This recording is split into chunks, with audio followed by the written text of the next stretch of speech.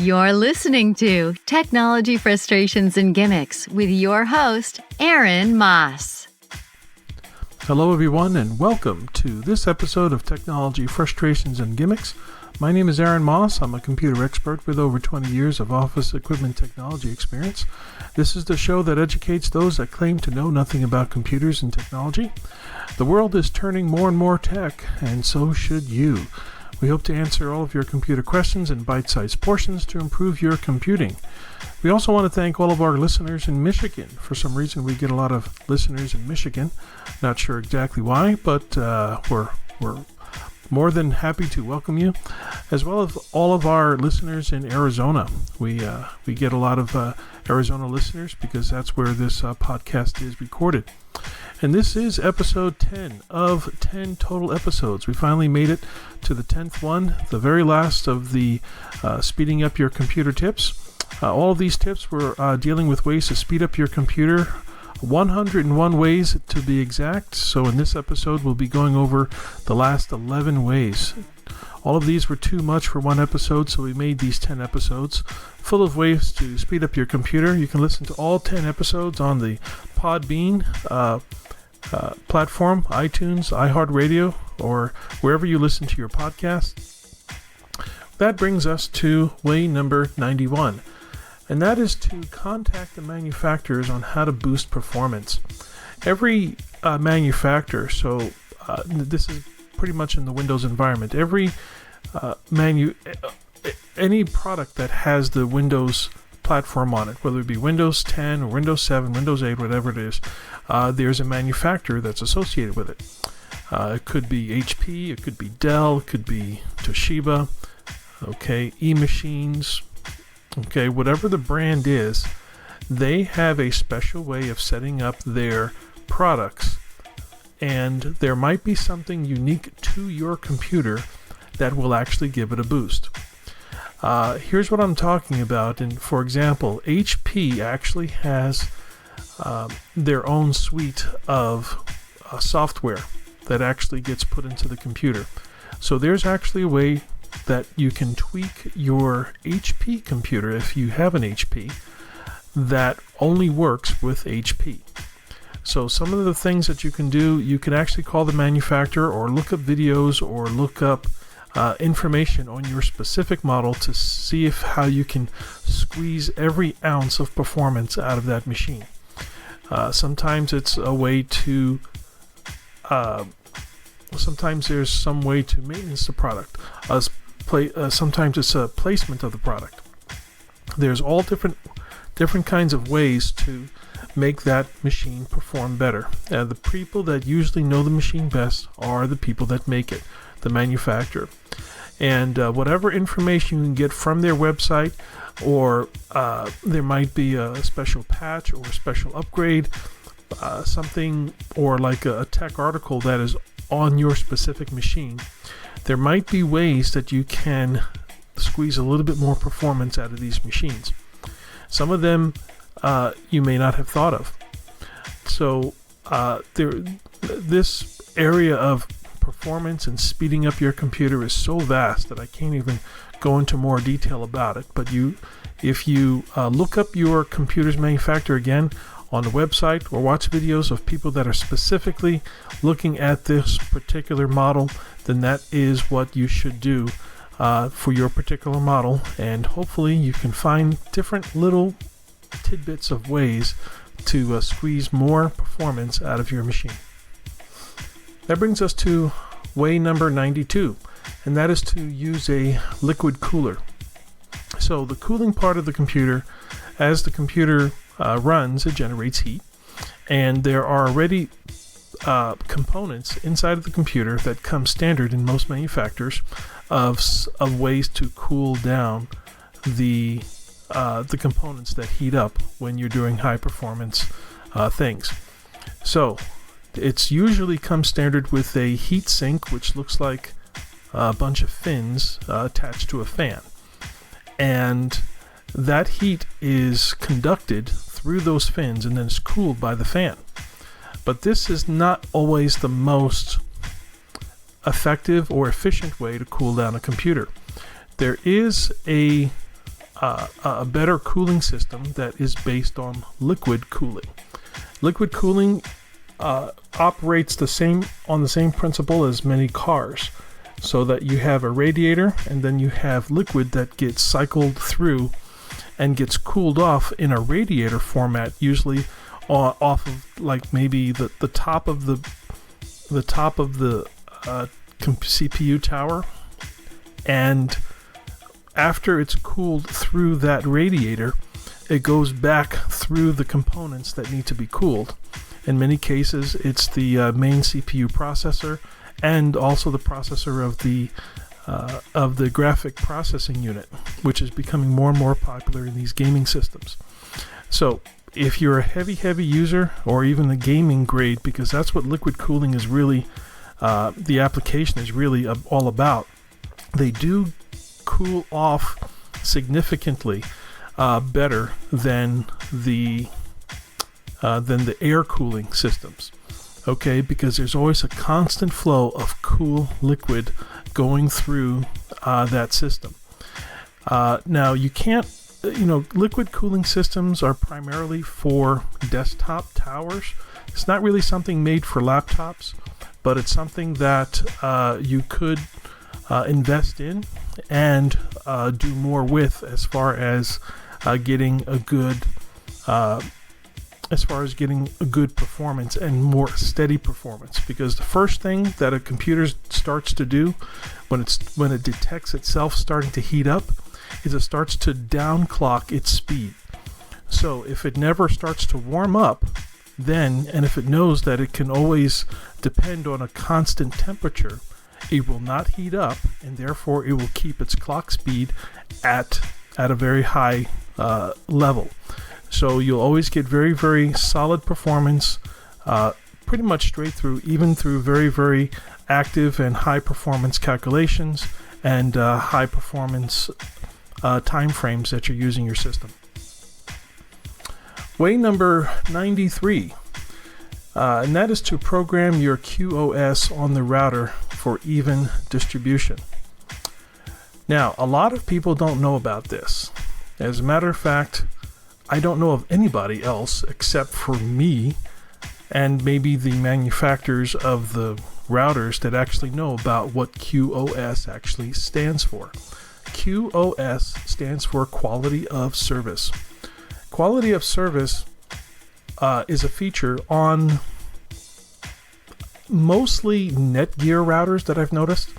I haven't really seen them so much on other brands, so Netgear and maybe Cisco routers. And Cisco routers are like the highest grade. Those are like the industrial grade that large corporations use. There is a feature when you log into the administrative control panel that is called QoS. It's usually in the advanced section of the programming of the router. And if you go in there, you may have to contact the manufacturer again, or maybe do a little bit of research according to your particular model. But there is a way to make adjustments in the QoS to allow the system to do even distribution of the signal. So let me give you an example. Many internet service providers such as Cox, Xfinity, AT&T, Verizon, they'll advertise you, let's say that they're giving you 50 megabits or even 100 megabits. Now, that sounds like a lot of megabits, and it really is. But here's the problem. If you have just about everything is becoming app-based. Everything, it's all about the Internet of Things. Every machine, everything from your toaster. We just got a couch this past Black Friday.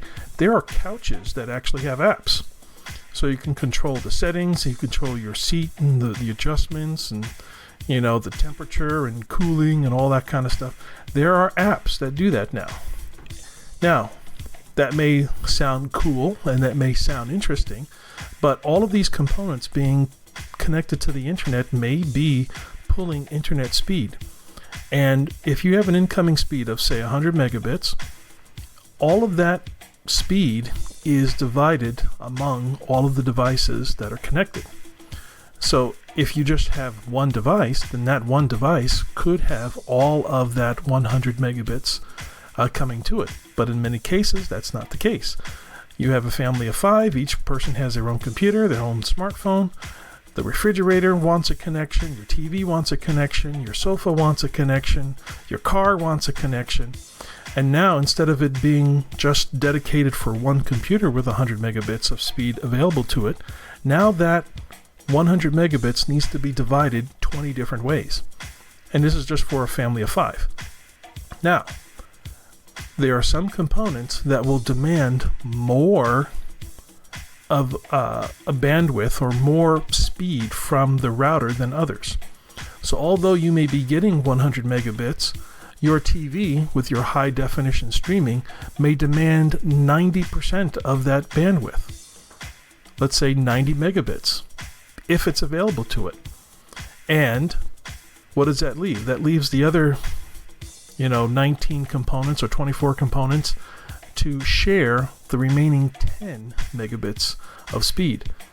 So now you think that you have all this speed, but one component is hogging all of that speed. So getting back to what QoS does, QoS limits the amount of speed or how many megabits or how much speed each component gets. And you can go into these routers and you can say, listen, we got 100 megabits coming in, but for every component, I only want you to designate only 5 megabit speed to it. And what that'll do is that will more evenly disperse the usage. So if you have a phone or a landline or a voice over IP or something, see, now you can more easily designate certain bandwidths or certain speeds to different components. This is something that's going to be upcoming as router technology begins to become more adaptable and manufacturers start to add more features. And my hope is that that they'll refine the QoS feature in what is in some of these routers to evenly disperse. And this evenly disbursement is key because a lot of times if you have a slow running computer system, the first thing that the internet companies are going to suggest to you is for you to increase your internet bandwidth, okay, or to get a higher grade internet or faster internet policy or account. Upgrade your account to a faster service, and then all of your problems are going to go away. But that's not necessarily true. Many times, it's not about the amount of speed coming into your house, but it is how effectively that speed is being dispersed through all of your components. So again, QoS is not a very known thing that a lot of people know, but as more and more information comes out about it, using that QoS feature can be very, very powerful. Again, it's mostly found on Netgear brand routers and Cisco routers. So if anybody ever asks me what kind of router I always suggest, I always suggest Netgear brand because they're the ones that mainly have that feature. Even on some of the older ones, this is not necessarily a new feature, but it's an old feature that a lot of people didn't know about. But I find it to be absolutely imperative that it be used so that you can get the best performance for multiple devices on one incoming internet signal. This brings us to way number 94. And that is the exact opposite of what we just talked about, and that is to stay off the internet. I did a show on my other show of Tucson Tech Talk, which can be found on the Tucson Business Radio X network, TucsonBusinessRadioX.com. We did a show, and I believe in the show, it was about the show where we interviewed a doctor from the Tucson ER and Hospital, and it was called Technology in Healthcare. And in that episode, we discussed about a doctor that was running a Linux computer for 50 years. This computer ran for 50 years, and in that 50 years, it only had one service call when the power supply had failed. Power supply was, as you know, is a pretty easy component to replace. It was replaced for probably less than 20 or 30 bucks for the part. It turned back on and it continued on. The reason why it lasted so long, it wasn't doing anything special per se, but it was, number one, it was completely off the internet, and it was a single function device. The only thing that it did was take patient appointments. It was an appointment taking machine, and it did nothing else. So even if their entire office completely failed, it would only, at the very least, they could always have their patient appointments. That was always set in stone, and that computer would always be running. Now, what does this have to do with speed? Well, if a computer never sees the internet, there's never any possibility for it to download any garbage off the internet. It won't download any patches, no updates, no spyware, no viruses. It'll act exactly the same as the day you bought it for as long as you want. The only thing that may come into play is maybe some hardware failure from time to time, or a power outage or power supply, or even if you have the program that's running the hard drive all the time, if it's not a high capacity hard drive like the ones that are used in CCTV or security camera systems, if that hard drive is running all the time, it'll probably fail within a year. But if it's a high capacity, those things can run for 50 years, no problem, without having any problems. So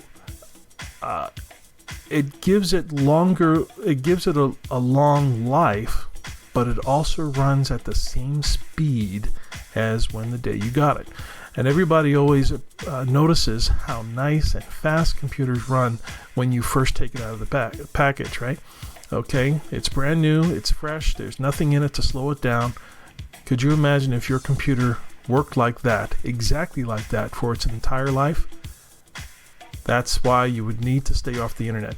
But this tip of staying off the internet is not always practical, because a lot of people do things, buy a computer so that they can have access to the internet. But if you do have a single function that you would like to have, and you do have a computer that a spare or older computer that you would like to have as a standalone offline computer, this is definitely the way to go. Any computer that stays offline and just given a single function will always do it extremely fast. That computer will never need to be serviced, almost practically, and it will always run at the same speed as the very time that you set it up.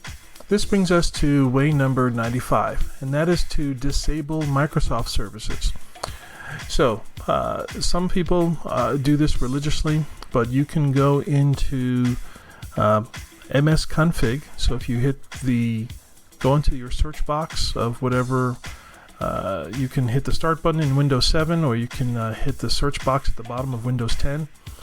But if you do a search for msconfig, that's M like Mary, S like Samuel, config, CONFIG, then press enter. It should bring you up to a screen that looks that has all kinds of features. It should say something to the effect of configuration, Microsoft configuration, or system configuration. That's what it is. So when you're in there, you can tap on the tab that says services. While you're in services, there should be a checkbox that will allow you to only show Microsoft services. When you check that box, it'll give you a list of all the services that are non-Microsoft. I think I may have said the opposite for disabling Microsoft services.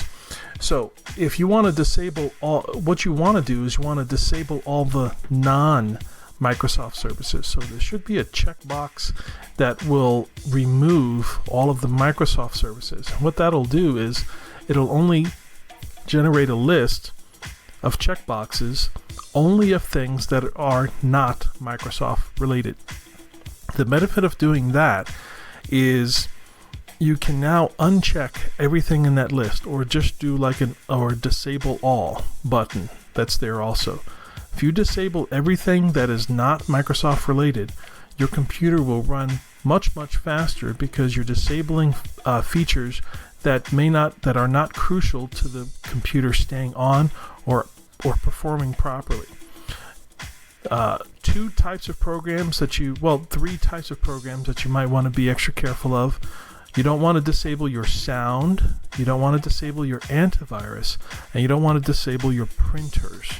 And those are some of the things that are commonly overlooked. So if you can find your printer manufacturer in that list, make sure that is checked as running. Your antivirus, and again, your sound card. Your sound card, you may have to do a little bit of research on your computer to see exactly who the manufacturer of that card is. But just make sure that you don't disable those. Or if there are other programs that you know that are crucial to what you're using your computer for, make sure that those are checked as being on and running, and have everything else unchecked. By unchecking these unused softwares, you're actually freeing up a lot of services or things running in the background, and your primary programs will run faster. That brings us to way number 96, and that is to turn on auto password fill. So you can go to many different websites, and there's a feature on many browsers, and there's lots of different other programs, such as RoboForm. RoboForm dates back 20 years. There's also Dashlane, and also if you use Chrome has its own features of remembering username and passwords that automatically sign you in. Go ahead and keep all of those services on and up to date. There is a way to update if you have to change your password for any particular website. There's a way to update that as well, so get familiar with that. How does this make your computer experience faster? Well, when you want to log in, you don't have to waste the time of actually punching in your username, punching in your password. It just lets you in straight, and you can save a lot of time just by letting that let you straight in. There is a drawback though, and that's pretty obvious, that if anybody ever got their hands on your computer, then they would have access to automatically being signed into all of your accounts as well. There is a medium between that, where you can get fast service or fast login times while still being very secure, and that is to enable two-factor authentication. And what that will do is that'll allow every time that you sign in, a special thing will generate on your phone that you just have to click a button on your phone, and then it all automatically signs you in on the computer. So if you can set that two-factor authentication on websites that allow it, that will save you time but still allow you to be very, very secure. So there are pros and cons both ways. Like what if you have two-factor authentication enabled but you lose your phone? Well, then you'll have to have a backup plan, and you got to make sure that you have the ability to recover your account if you sign into it all the time. So there are some pros and cons for doing it that way, but the idea is, since this is a speed show, faster ways to sign in is to keep that autofill enabled, and if you're using two-factor authentication, make sure that you never lose your phone. Way number 97, and that is to remove high resource processes in task list. Now, when we remove high resource processes in the task list, this goes back to another point that we had made in an earlier episode about making your main going to task list and making your the main program that you're using, or the main program that you're utilizing at the moment, that you're actively working with, make that the highest priority. And there's even a program called Prio that will allow you to permanently assign high priority to programs that you commonly use, that you want to tell the computer, hey, this program is high priority. If something else comes up from another program, I don't want you to pay as much attention to it. I just want this program to run as high priority. I want you to give the best performance to this program instead of the other programs. Now, that was, I believe, what was the first one. That was the first tip that I had left that I talked about the task list. But this tip is about removing high resource processes. So you could actually arrange the task list as far as how much memory is being used by each task. From time to time, you may notice that your backup, or if you use, for example, Dropbox, or if you're backing up your system, you may notice that some of these backup systems, they will use a pretty heavy amount of resources running in the background, and will slow down your computer significantly if you don't adjust them correctly. If you're having trouble adjusting them correctly and you just want to get some speed immediately, you can right-click those items within task list and hit End Task.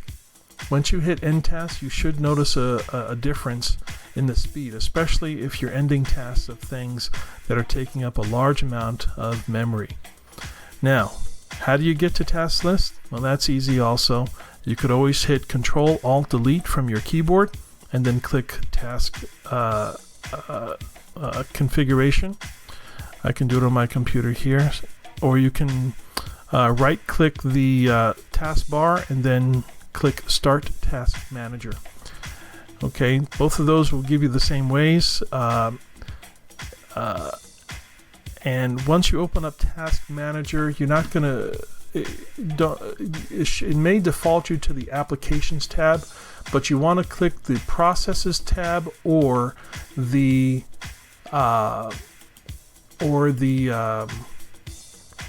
Details tab. Okay, you do one of those, and it should put you in better shape for what you're currently working on and give you better speed. That brings us to way number 98, and that is to don't click advertisements. Yes, we're recording this in the late of 2019, December 1st, 2019. There's still people out there that are clicking advertisements. Clicking advertisements is very, very bad. It's one of the cardinal ways that people mess up your computer. It's both on websites and especially on emails. Please do not ever click anything in an email unless you're absolutely certain it's something that, number one, you've requested, and also if it was unsolicited, if it was something that you were not expecting, do not click on it. The same thing goes for attachments. If you're not expecting an attachment from somebody, don't open up attachments. If you must open up an attachment, make sure that you have some sort of way of having it scanned before it actually gets opened by an antivirus program. So, the advertisements are pretty much anywhere. Advertisements, the only exception to the rule that I can honestly say is advertisements on Google. For example, if you do a Google search, let's say you do a Google search for flowers, you'll get sponsored results, and you'll also get native results, organic search results beneath those.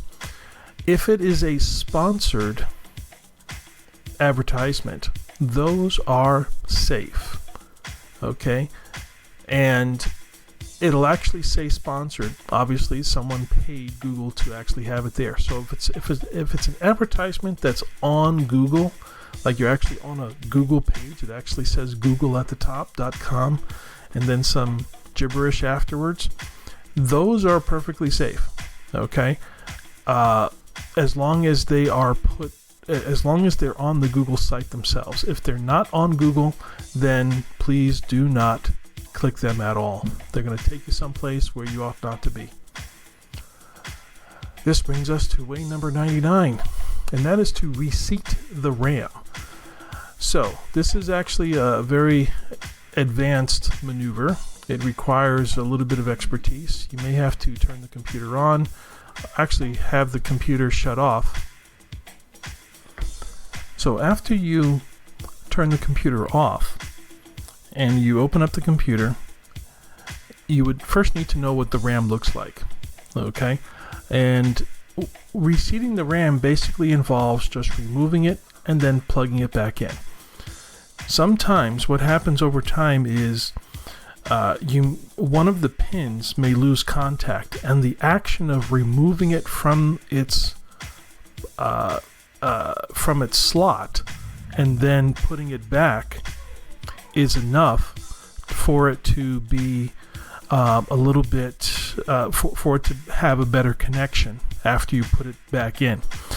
Now, you need to be extremely careful because these RAM modules, when you take them out, they're very susceptible to static electricity, and if you touch them in a certain way, there's a lot of commentary that will go back and forth with this with different computer professionals as to how to handle it. I always try to handle on the side of safety. So you want to make sure that you and your hand are grounded. Okay, you want to make sure that you're not carrying any extra charge. Sometimes you can have a little bit of static in your hand just by wearing different types of clothes, or if you're in a carpeted room, or if the table that you're working on is conductive of electricity itself. So basically, you always want to ground yourself to the frame of the computer, and if all you need to do is just touch a metal part of the computer to make sure that you are at the same ground or the same charge as the computer, so you're not hitting it with a bunch of voltage as you're handling it. So if you just remove, not even change, but just remove the RAM and put it back in, you may find yourself to have better performance because you have better connection with the motherboard through those slots. Way number 100. Now this is something that we should have, this tip is something that pretty much everyone knows, and it's the first thing that most people automatically do. This can be related in all types of electronics, and that is simply to restart the PC. Okay, shutting the thing off, turning it back on, that can actually solve a lot of issues. It's one of the first things that internet companies tell you. Okay, if you're having a problem with something, shut it off, turn it back on. Same thing when I'm dealing with people with computers myself. Okay, if they're having a problem with their computer, just an odd problem, I say, hey, just shut the thing off, turn it back on. I did that with a customer just earlier today. I was having trouble connecting with them remotely to fix a printer issue, and suddenly we couldn't get the computers to connect. I told her to restart the computer. Bam, fixed the problem, and even made it started working a lot faster. Why is this the case? Well, one of the main things that happens when you restart a computer is it refreshes the registry that is basically just sitting in the RAM. So when you turn a computer on, what is actually happening is it's loading registry settings from the hard drive into the RAM, and there in the RAM it stays. And as long as the computer is on, it just stays there. Okay, it doesn't really get refreshed. It's just memory that just stays. Now, theoretically, in a perfect world, it should never erase. But sometimes little things do get knocked out of place, or a piece of memory may get lost if the computer is on for long periods of time. And from time to time, a computer just needs a nice, fresh restart to load all of those programs and all those settings and all those registries from the hard drive again back to the RAM, so that it is loaded fresh with nothing missing. That's why basically computers were designed to do self-checks at startup. So if there is any problem with the RAM or something wrong with any startup files, it should it should detect and even fix minor issues when the computer is restarted from a fresh start. So that's why it always works. And if it was something that was actually causing your computer to run slowly, that problem would actually be resolved at that point. So restarting your PC, very old problem, but still very, very effective way to speed up your computer. Which brings us to the absolute very last way that I can think of for this series or this season. And we might be able to think of some more after this episode. I'm pretty sure that I will be able to think of some more ways. But for now, way number 101. And that is, you guessed it, just buy a new computer. There are some things that, that are just beyond being repairable or fixable. And sometimes it just might be the best time to just go ahead and just invest in something brand new. Something that a lot of people are not aware of, but there are actually good and bad times to buy your electronics. When is the best time to buy your electronics? We may have heard me talk about this in the past, but the best time to buy your electronics every year is on Black Friday. Here in the United States, Black Friday is a time where pretty much every store has a big sale, and it's usually their biggest sale of the year, and it's usually to help people to spend money with the holidays in mind, because there's a lot of gift giving. So Black Friday is the best time to buy yourself a new computer. If you're thinking about buying a new computer and you're running close to Black Friday, which is the Friday after Thanksgiving in November, the best time, if it's at all possible for you to hold out until Black Friday, please do so. Make sure you're looking for the sales. And a lot of stores, as I understand this year, have been trying to promote the pre-Black Friday sales. Don't fall for it. The Black Friday sales are the best day. Wait till that day. Don't go to the pre-sales, but wait for the sale, Black Friday. If there is a best time to buy a computer of the year, there is actually a worst time to buy a computer during the year. And that time of the year is usually the months of February and March, and a little bit of April too. The reason why is because that's a lot of times in the United States where a lot of people get their refund checks from the government. So now they have an extra couple of hundred, maybe a couple of thousand extra bonus cash that they want to spend on. And very, very often people spend their money on electronics. And the manufacturers and the retailers know this, so they usually run no sales. If anything, they boost up their prices just a little right around February and March, because they know people have extra money and they know that they're gonna buy it. So there is a good time to buy, and then there's a bad time to buy. But don't forget all of these different tips. Feel free to review them.